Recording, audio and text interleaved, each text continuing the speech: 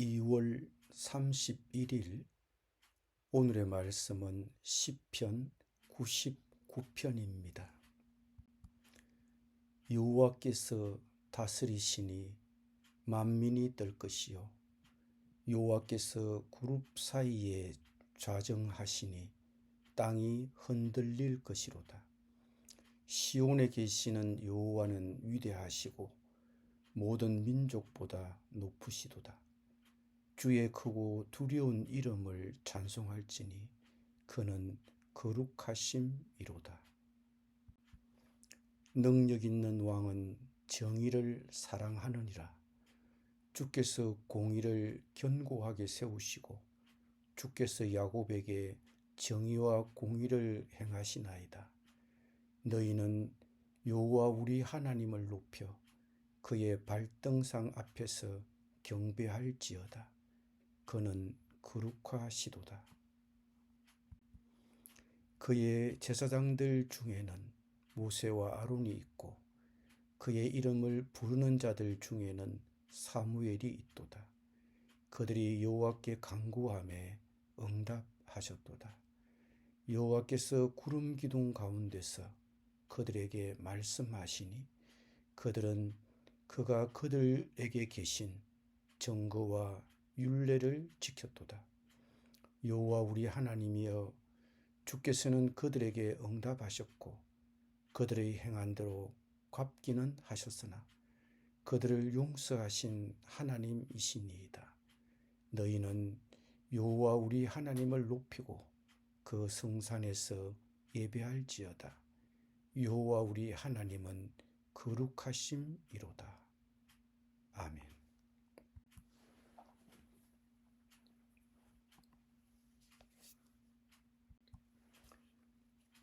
오늘 시편은 3절, 5절, 9절의 말미에 사용된 거룩이라는 후렴구에 의해 세 부분으로 나누어집니다. 거룩함은 정의하기가 어렵습니다. 그 기본적인 의미는 분리입니다.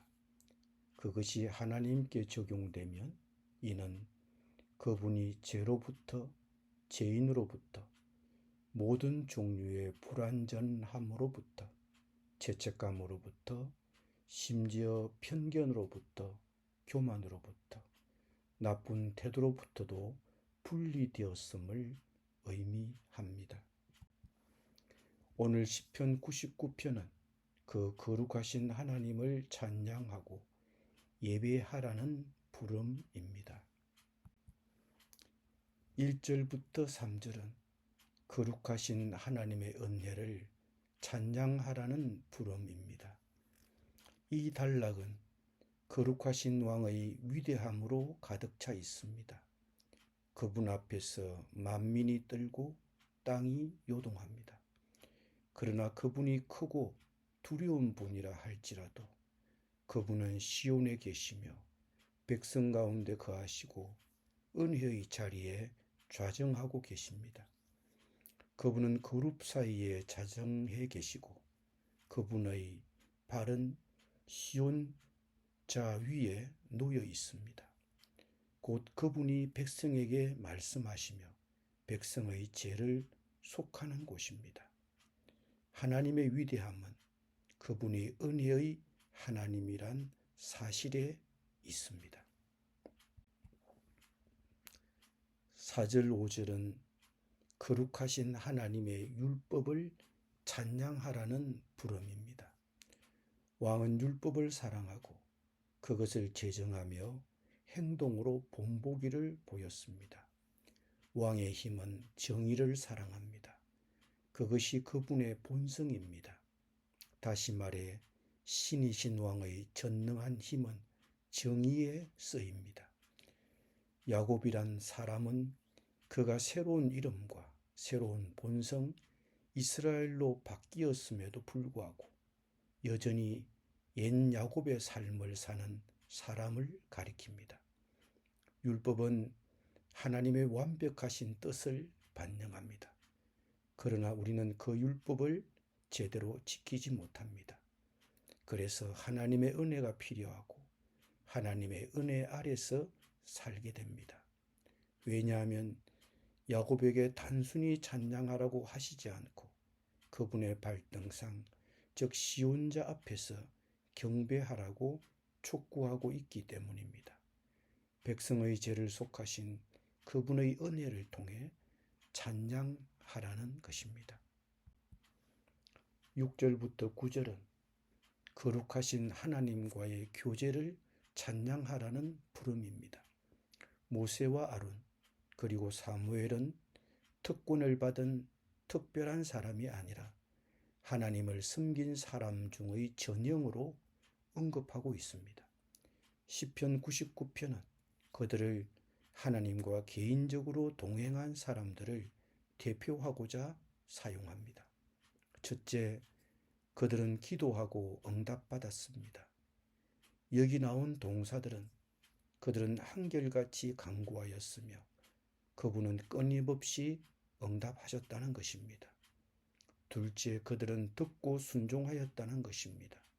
셋째, 그들은 하나님의 사하심도 받았지만 징벌도 받았다는 것입니다.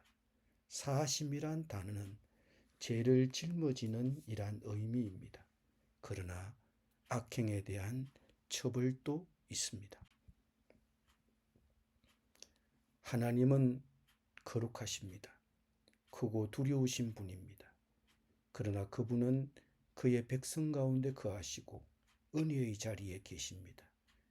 우리는 율법의 요구에 직면합니다. 율법의 요구에 직면하는 우리는 끊임없이 하나님의 은혜를 필요로 합니다.